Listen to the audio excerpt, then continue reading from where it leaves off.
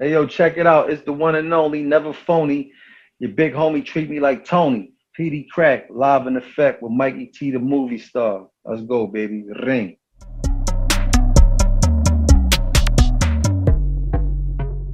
Oh, man, Mikey T, the movie star. Hey, what's up with the movie star thing, man? Tell me what that's about.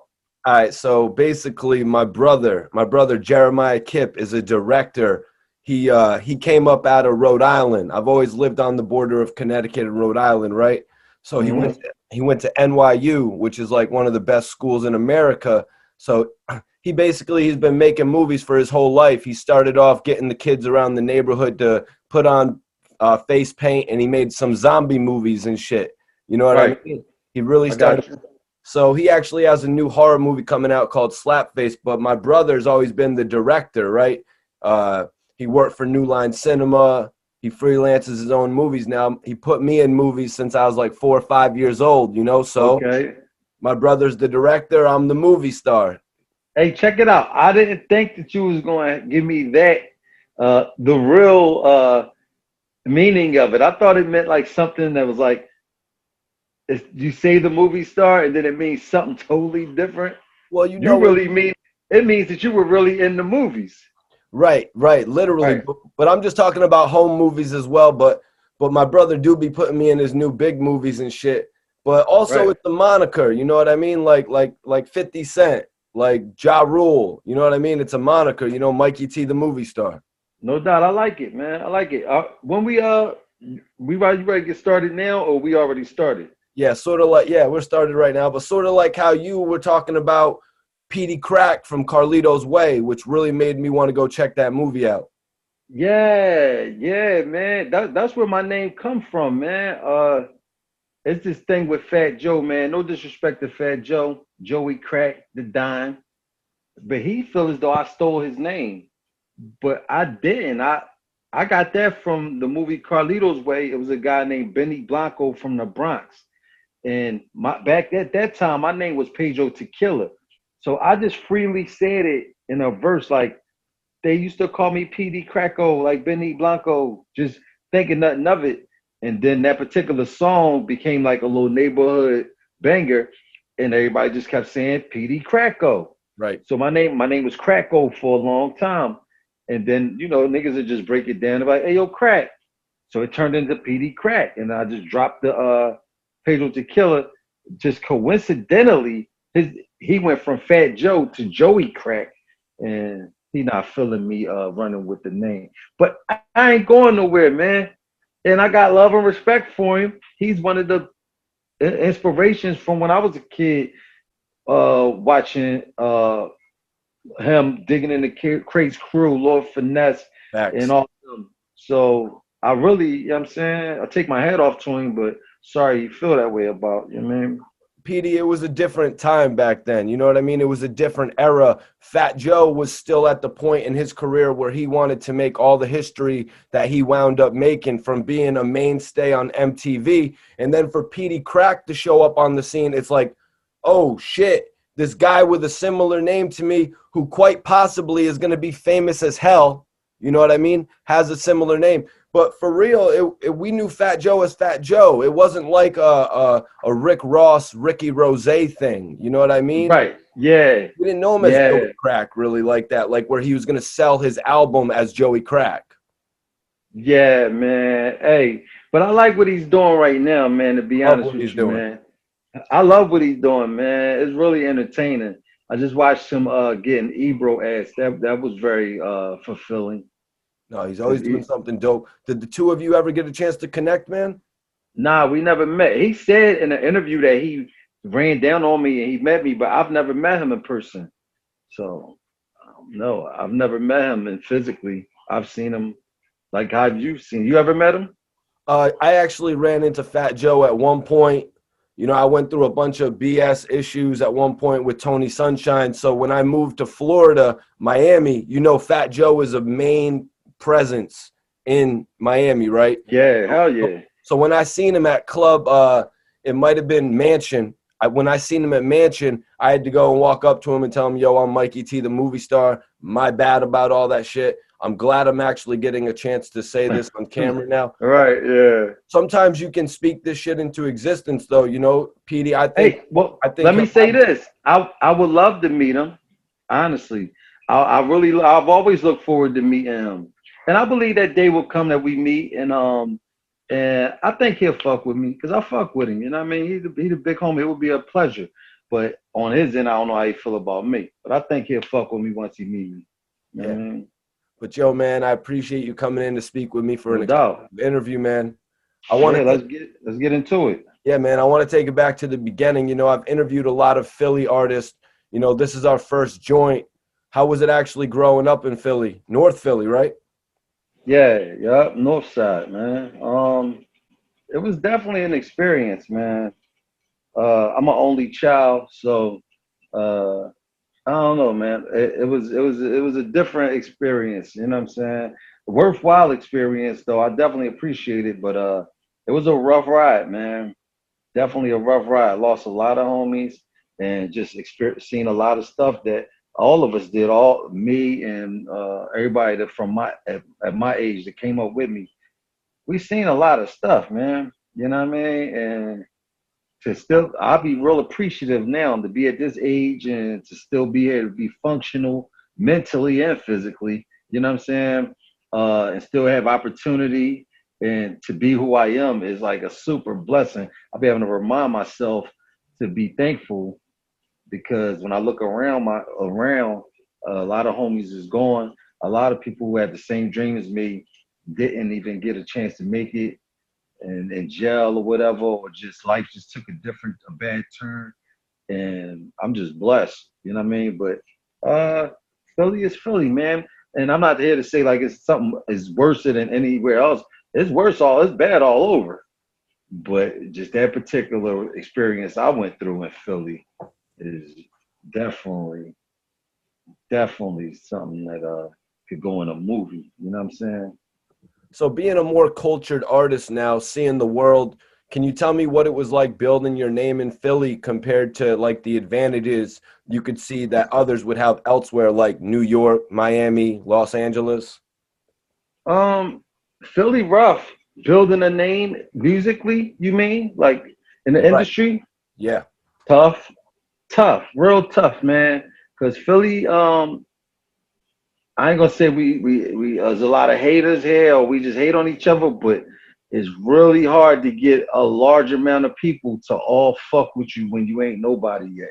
You know what I'm saying? If you get a following here, once you get a following here, man, if they love you, man, they say if you can make it in Philly, you can make it anywhere.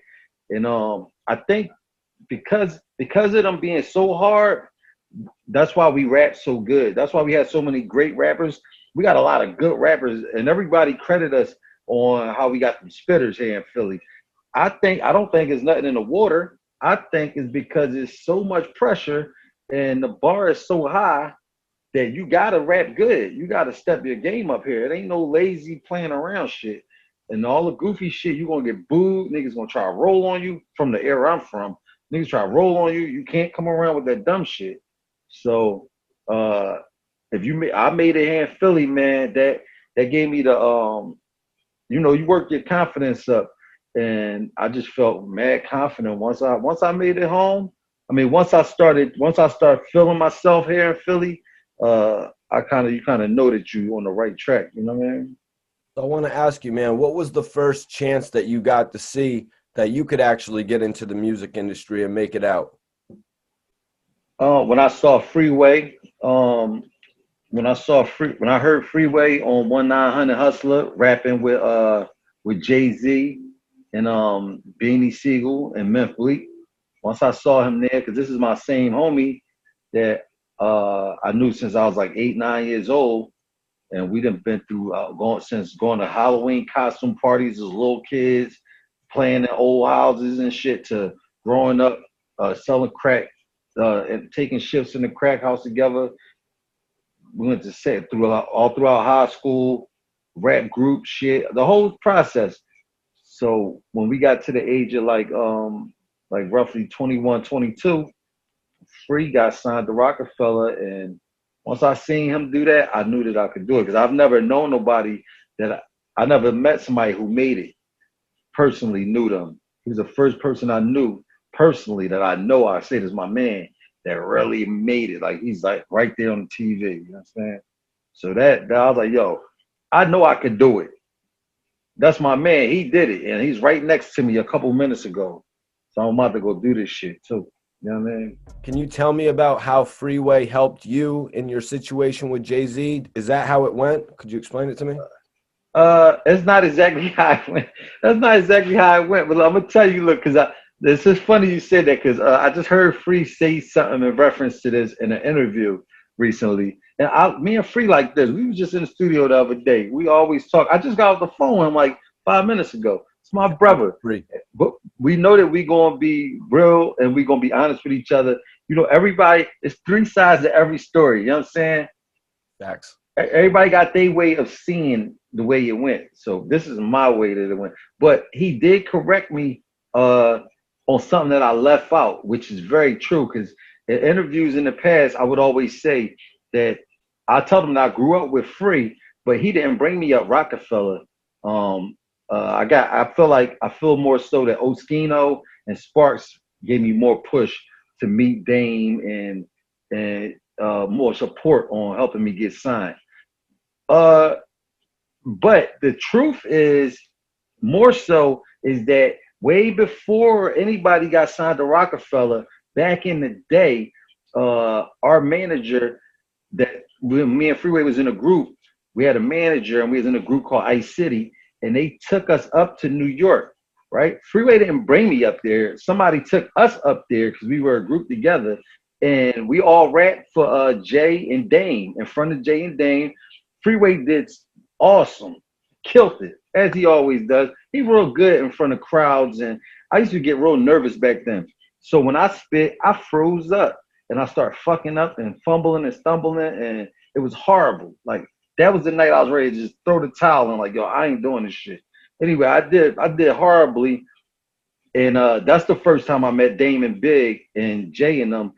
But when I re-met them again, they don't remember that they been met me a long time ago. They didn't know that I was a little Puerto Rican kid that bombed that night. They don't remember that. Dane was just like, he was like, yo, you Peedi Crakk? Nice to meet you, man. Oh shit, I love your verse and this, man. And I'm looking at him. Oh, I wasn't thinking about this. I thought about it later. Like, yo, I met you already. You just don't know it. I did it horribly. But anyway, shout out to Freeway. We did go up to you. I stand corrected. We did go up there together and met Jay. And then I re-met them through Owen Sparks and everybody else. And Beans was involved. For the record, Free. And if you want to go in the next interview and counter that, be my guest. So let me ask you, going into that a little bit, you credit Emilio Sparks and Oschino. Does that have anything to do with the fact that you are not on the first album, but you're on the second album? Were you brought in initially with State Property, or were you brought in at the second album? Could you explain that? I was brought in at the second album. All right, so the first album, I was home with everybody else, watching State Property, the movie. And this is weird to say. That's weird. But I was listening to the Funk Master Flex freestyle Hot 97, and I'm a fan. I'm an artist, but I'm just a inspiring artist at the time. And I'm watching them. I'm loving what I'm seeing. I love the movie. This is coming out of Philly. Beanie Siegel is the biggest thing in Philly. Freeway is next up. He's killing it. They got the Oschino and Sparks, Chris and Neve, State Property, the group. I'm tuned in. Just so happens, I wouldn't say by chance, as fate may have it, I run into Oschino at community college. Somebody had an event at a community college. He's popping. He running around, Jaguars, a rock chain all on. I see him. I'm like, yo, hey, yo, what's up, fam? He heard me rap before. I'm like, yo, it's me, Peedi. You know what I'm saying? He's like, yo, I liked you, man. Yo, I heard you rap before. Give me your number. I want to do a song with you. Right? I gave him my number. He hits me a couple of days. It was fast. We shoot to the studio and we start a song called How Many Niggas Gonna Ride For Me. Now, on that particular song, it was a kid named Young Grant who passed away, God rest his soul. Young Grant was on the song, and he passed like a week later after I did the song. So O was like, "Yo, Crack, I want to take this song up to Dame and them, but we got to get somebody else on it. I'm sorry. It's a sad thing that the kid passed away. We gotta put somebody else on this song so we could push the song." So he went and got Sparks. He called Sparks. So we put Sparks on the song. So now we got the song. How many niggas gonna ride for me? I'm still home in Philly, doing whatever I'm doing. They're in Miami and LA and moving around with Roc-A-Fella Records. But I've been staying in contact throughout the process. I talked to Sparks. More so, I would talk to Sparks a lot more on the phone. And Sparks, one day I talked to him and he said, "Yo, we in Miami, Crack.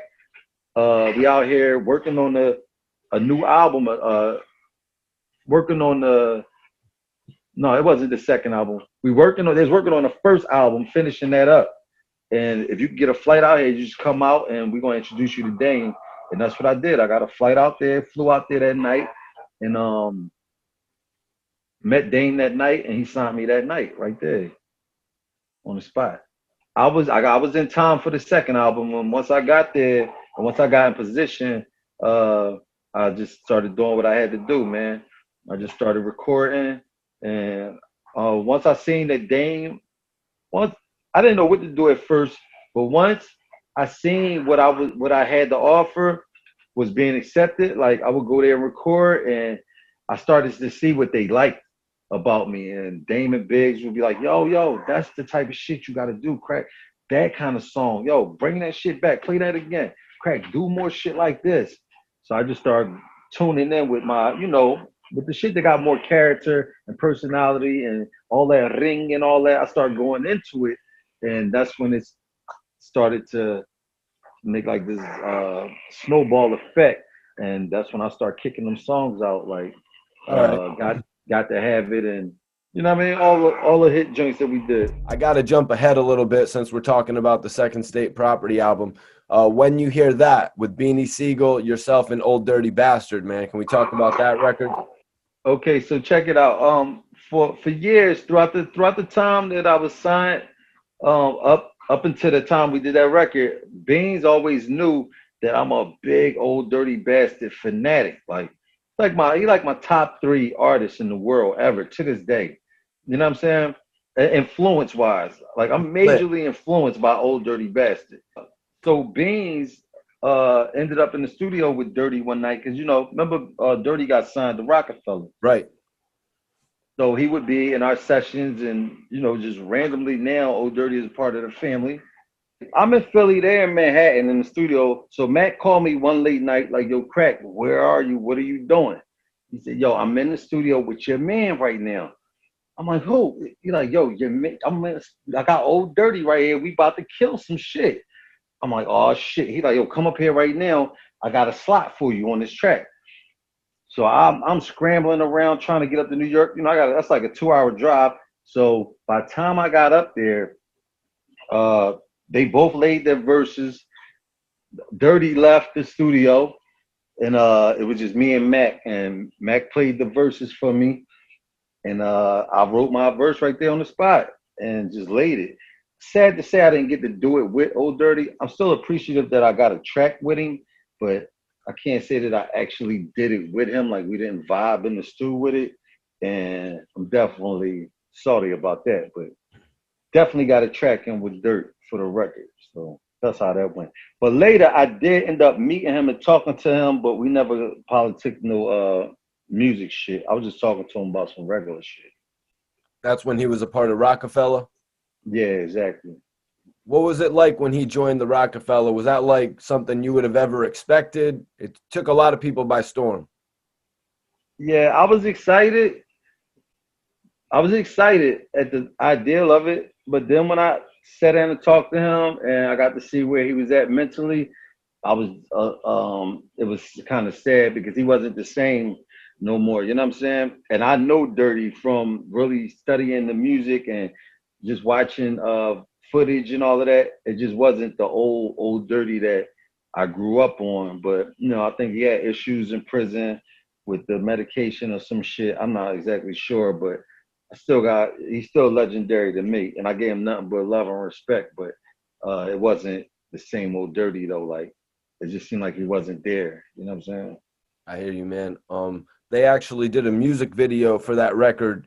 I was checking the video out, hoping to see your part on it, but they actually combined two videos for that joint. Do you remember anything about that shoot? I can't even really tell you, man. It was no verse. They had me. I had to stand on the car and bust the windows out, some shit. Right? I didn't see that video in a minute, but I remember that because I cut my hand. Was it like a 2-day shoot, or were you actually on the set with everybody that was involved, like Dirty and Oschino and Emilio? Yeah, we were all together. We were all. I think it was one full day we shot all of that stuff. Yep, one full day, and yeah, it was just a weird time, man. It was very unorganized, man. But he was getting shit done, but I think it could have been done a little better. But I do appreciate getting the job done because that was around the time you know, who else was getting videos shot right back then? I was on like my third or fourth video. I just got there. Because this is something, man, I would be ashamed of myself if I didn't mention the groundbreaking record, Stay. Can you tell me about the collab with Neo, man? I'd be ashamed of myself if I didn't talk to you about this. Just playing it earlier today, that record impacted so many people in the country, in the world. Yeah, man, that was an interesting situation, man. That's why I'm really thankful. A lot of things happen. Most of the things that happened that was like great things, like that record being put together, just happened. It wasn't like a big effort or a well thought out plan to try to come up with something great. It was just a natural, organic situation that just fell into place, and that's how most good things happen. Well, in my situation, whenever I really sat down and tried to focus on doing something big or trying to like really make a hit record, that never works that way. Any record I had that was like big, like Flip Side or the Neo Stay, it just fell into place. So I was in New York having a meeting with Jay, and I bumped into Tata, and this is I wasn't aware of this, but Tata is the I think the A&R or the I believe he was the A&R of Neo's album on the first album. That's when they first signed Neo to Def Jam because Jay was the president of Def Jam at the time. So Tata was like, "Yo, Crack, I got an artist, some new artist. He's a crazy songwriter, but he's about to put out an album. I need a verse from you." So this was around the CD times where somebody burn you a CD on a blank and you take the CD home and go right to it. So I said, cool, let me get the CD and I'll go home and I'll come back up and record it. He said, nah, I need it right now. Like I need it like right now. So I said, all right, fuck it. I was with my manager and at the time, and it was mad snow outside. We in the middle of Manhattan. It's like winter snow, like crazy cold winter time out there. We grabbed our coats and just left the cars parked and walked from the Universal building over to Times Square where it was a studio and he had it all set up already. Guru was in there engineering, and me, Tata, my manager, and Guru. And he played one record from Neo that was cool to me. I don't know if I heard that record ever again, or maybe I did. But then he played the Stay record, and once he threw that on, I knew that was the one because it had the sample from El DeBarge, which is one of my favorite R&B groups of all time, and it just had that hip hop feel to it. It had the scratching and the cuts in it, and the beat was crazy. It was still like a hip hop beat, and the artist that came on was dope. And I wrote it right there on the spot. I wrote it there and laid it, and Ty heard it. He liked it, and I left the studio and just ain't think nothing of it.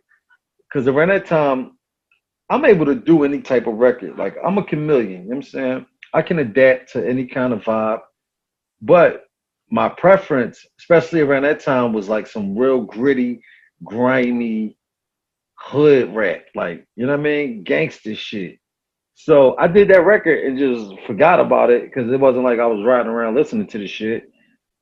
And like couple weeks to a month later, they called me. I was in Miami Tata called me with Jay on the line and said like, "Yo, that song is #1 on the radio right now in New York, and we about to shoot the video, so you got to get ready." And that's how that went. Right. So this is after basically Roc-A-Fella split, Jay-Z and Dame Dash, Roc-A-Fella, This this Dame was Dash this was Music Group. this was after the split. That's what made it iller to me too, because we had a lot of success before the split. Everybody had their own little form of success and it felt like pretty much like we achieved something. Like, Chris and Neve had the No Better Love and Can't Stop, Won't Stop. And Beans, you know him, he had all numerous hits and Had everything. about 3-4 albums and he had everything going on, movies and You could have shit. went anywhere. Right. Um, I was on Flip Side and I had the When You Hear That and I was just bubbling in the streets. So when they split, it was kind of everybody's shit situation was just up in limbo and wasn't sure where we was gonna go with it. And I was even a little nervous about what direction I was going in. So for that to happen, like that was the biggest record I've ever done. Happened after the split. So that really was that was an ill feeling too. Like it let me know that I still had it. Like I'm like, yo, I can still do it. Like even after the split, I got another hit record on my hands. So yeah. No, that's dope, man, because like you were saying, you could see like Beanie Siegel could have went anywhere. Young Guns already had their shit together with their albums. You came out with this single. So was there a situation that was proposed to you with Def Jam and the Prince of the Rock album? Can we talk about that? Um. Yeah. All right. So uh, when the split happened, uh, in the contracts, I believe it was in all our contracts because I had a Def Jam Roc-A-Fella contract I was signed to. So in the contract, it stated that if the parties, the owners, the CEOs or whatever, if they were to break up and sell this company, that you can't sell the artist with the company. So when they sold Roc-A-Fella or whatever they did when they split up, it was a voided contract and everybody was free. Well, I know I was free to go my way. So right when that happened, I had a meeting with Dame. And at first, I think he assumed that I was going to stay with him just to stay with him. And I'm very appreciative of working with him, but at the time, I felt things could have been done for me. So I was willing to leave unless he told me that he was willing to do more. And when I had a meeting with him and he told me what he was able to do, it just wasn't enough for me. So I just left. And honestly, right after that, I was just really thinking I was looking for another label. Other labels was hollering at me, but I was just trying to just wait and see who was waiting for my lawyer to give me the green light, like, yo, you should go with this. But just so happens we bumped into Jay again, and Jay was like, yo, Petey don't gotta go nowhere. He can stay here with me. He wanna stay at Def Jam? Tell him to come back over here. We'll finish his album at Def Jam. And that's what happened. Had a meeting with him one night. He's like, yo, stay here, finish the album, man. Finish what you started. And that's when I back on the Def Jam train and did the Neo joint. That's how that happened. That's what's up, man. I really think Jay actually saw your worth. You know what I mean? You didn't really choose any sides, but you came back and showed that you were going to be a presence in music, man. So I got to ask you though, when you're doing the record for Neo, so you weren't technically in the studio with Neo, it was Nah, the I, CD. I didn't even know what he looked like. Did they film your music video separate as well? Because you did. Nah, we shot that together. Okay. Yeah, I met him at the video shoot. We met at the shoot. Like I flew to LA one morning and I get to the location and they had trailers and shit all around. So Big budget shit. Def excuse Jam. me. Yeah, it was some big budget shit for sure. And I go on his trailer and he's in there like practicing dance moves and shit. And I'm like, yo, what's up? I'm Peedi, man. I'm on the record. Hey, yo, so he was cool, dude, though. He was real cool. So basically, what I kind of wanted to ask you was like, was there ever an opportunity for you to say, I did this record for you. Can we get one in response? Or would that kind of been out of pocket with all the business? Uh, Honestly, man, the opportunity was there. I feel it was because after the record had came out, we did mad shows together. Like I went on tour with him, and we would meet up in different cities. Like they were like, "Yo, Neil's performing here tonight. If you could make it down here, we'd love if you come and this and that." So we Yeah. always would be in cahoots and see each other. But so I'm saying that to say that I could have contacted him and talked to him about a record, but I didn't want to. I wasn't ready yet. I wasn't prepared to grab that from him yet, and I didn't want to utilize that until I knew that what direction I was going in. So I didn't do it. I didn't reach out to him for it, and everybody was pressuring me about it. Like, yo, Crack, you gotta let Neo about a record. At the time, it was like, yo, chill. Let me figure out what's up with this album because that's when I felt Jay was dragging his feet with the album. So well, yo, let me see what's going on with this album because I think we about to be the fuck out of here. Did you ever get a chance to meet 50 Cent? I did meet 50 one day. I was uh I was at MTV with Neo. We about to do TRL. Remember TRL? Hell yeah, man. Hell yeah. TRL Right, 106, Rap City. right. So we about to do TRL live. So we in the MTV building in Manhattan. I got my son with me, and my cousin is Lala. You know Lala. Of course. So La got my son taking him all around the building, and while I'm getting dressed, I'm about to perform. And as I'm performing, I'm getting dressed. I left my door open because I just had to change my pants and put my boots on. So, and plus, I wanted to see who was coming back and forth. So, I see 50 walk by. He like kind of just walks by the door, kind of like this first. He just walks by, and then he just dips back, like, yo, you cool? I'm like, yeah, I'm cool. He was like, cool. And that was it. That was it. But I knew he came to fuck with me because he knew we was about to perform. So I knew he came down just to make sure, make sure that we acknowledge each other. That's what's up, man. Did you ever get a chance to work with any of the other guys from G Unit? You must have worked with Mike Knox, right? Oh yeah, definitely, man. I worked with Knox before he was on G Unit. Shout out to Yeah. Mike Knox, man. Shout out to Knox. That was my boy. Me and Knox, man. Knox was a part of a group with me back in the day. A word? Yeah, Knox was in MOR with me. My man Indy 500, Mike Knox, uh, Warbuck, and Don P. But that's a whole nother story. But you were saying Um, Elwood Banks? Banks, yeah, me and Banks were supposed to do some music together, man. Me and Banks is a real cool dude, man. Throughout the process of touring and just seeing each other in different cities and shit, Banks always kept it real funky, man. We would always end up at these college shows, like uh, always end up. It'd always be a state property G unit at a college somewhere together, and every time we was in the same building, Banks would always make it his business to find me or let niggas know, like, yo, Banks said, what up? He over here. He said, come over and fuck with him. Or he'll just come walk in our back room and shit. Yo, Crack. So I respect niggas like that because I don't know Banks from the hood and nothing like that. But that showed me that he had respect for me. You know what I'm saying? Vice versa. You know what I'm saying? Could you tell me about the issues with Juelz Santana? Where did they all start? Was it over him not acknowledging you? All right, so look, I had already talked about this before, but I know I didn't talk about it on your shit, so I got you. I appreciate Um, it. it ain't that. I think I was tripping that night, honestly.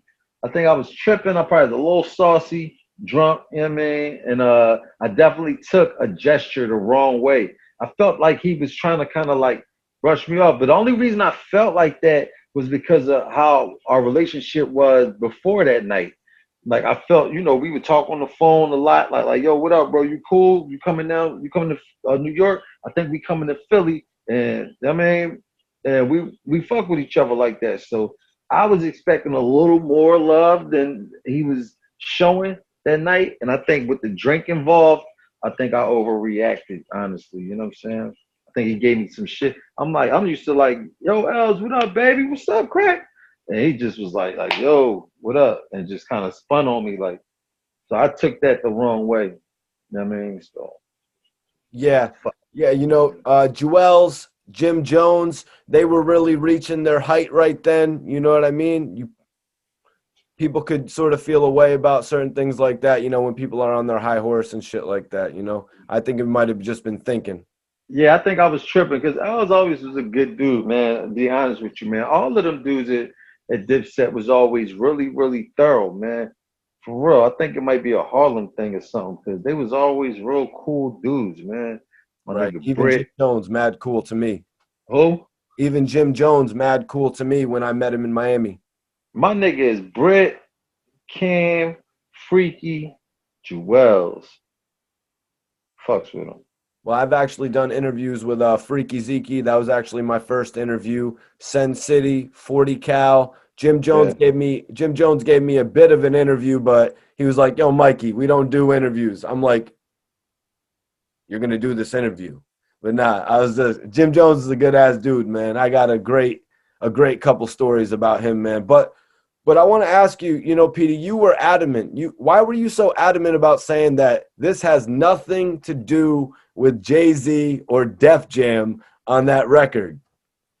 Why did I say that? Is it because you Oh, were just because starting a not relationship? nah, I said that because it was already a little issue going on with Cam and Jay. Remember, Cam and Jay always had Right. the little feud. So I think at the time I was just didn't want anybody to confuse that with me doing this on some I'm with Jay and fuck y'all type of vibe. This ain't got nothing to do with the Jay-Z shit or none of that. This was a personal thing that I was wrong about. You know what I'm saying? So that's why I said that. Nah, Petey, man, you're a big man to, admit when you're wrong and shit like that, bro. I can respect Hey, it. come on, man. That's my responsibility. You know what I mean? I apologize to him too. You know what I'm saying? Apologize to Els for that, man. Cause that and plus I really take my hat off to him because when I did get on that bullshit, he didn't even say nothing crazy about me. People asked him about that in the interview one time, and I think he was just like, they're like, yo, what's up with Peedi Crakk, man? Coming at you and shit. He's like, yo, man, I don't know what's up with Crack, man. He could have got disrespectful and said, like, yo, man, fuck Crack. But he ain't say shit. He just kept it regular. Like, I don't know what's up with him. I take my hat off to him for that. You know what I'm saying?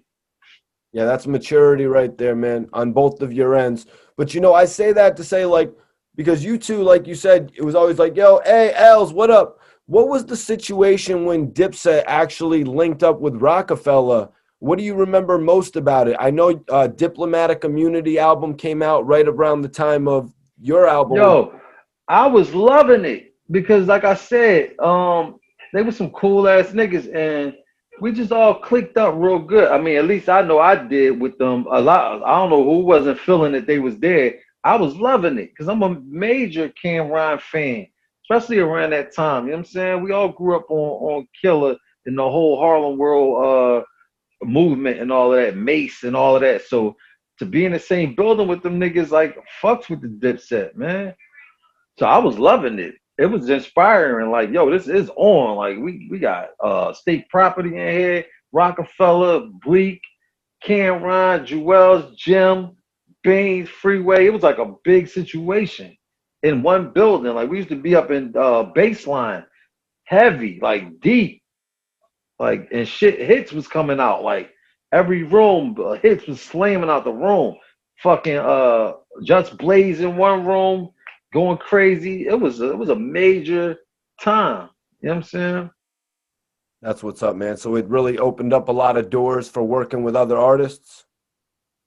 Uh, yeah, but to be honest, I wasn't really interested in that, man. You mean other artists outside of Roc-A-Fella? No, I mean, like when you would go in the studio, you would see, you know what I mean? You'd see, Oh yeah. Freaky. You'd see Juelz in the studio. You'd see, you know what I mean? 40 Cal, maybe, Hell Rel, any of these guys.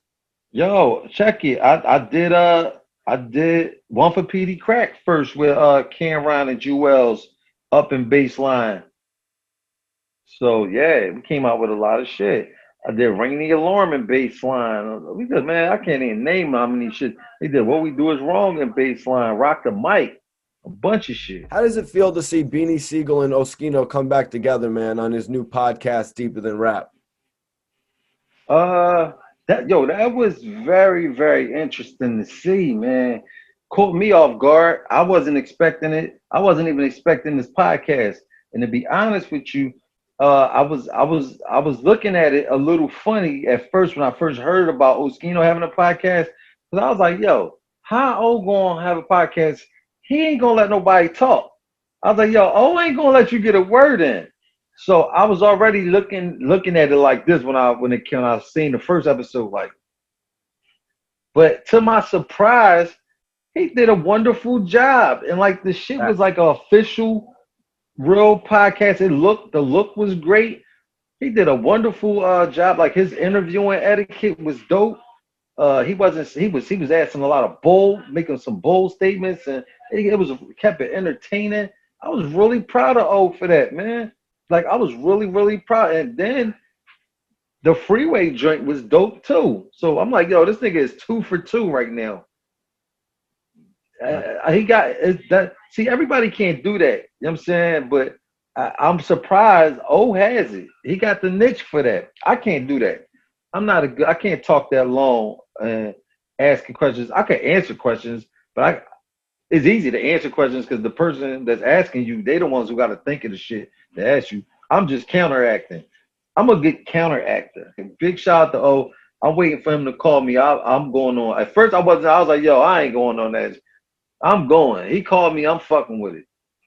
Yeah, you'd have to imagine with his speaking skills. I wouldn't necessarily call him public speaking skills, but he does do a lot of talking, and it looks good on camera. I'm gonna just say that much. It sounds good in his raps, and it's coming off well on his podcast, man. And like you said, he has his whole set. You know what I mean? He's got it together. Yep, man. I'm proud of him, man. I'm really proud, and especially after him going through the tragic situation with his son. Yes. He needed something like this to give him some more, you know what I'm saying? To make him feel a little better inside. I know this motivates him to see the response from people. And then got a real beautiful side to him, you know what I'm saying? Right. And he's very honest and shit, and he could be a real big brother like to you, like. So I really like seeing him in this light, you know what I'm saying?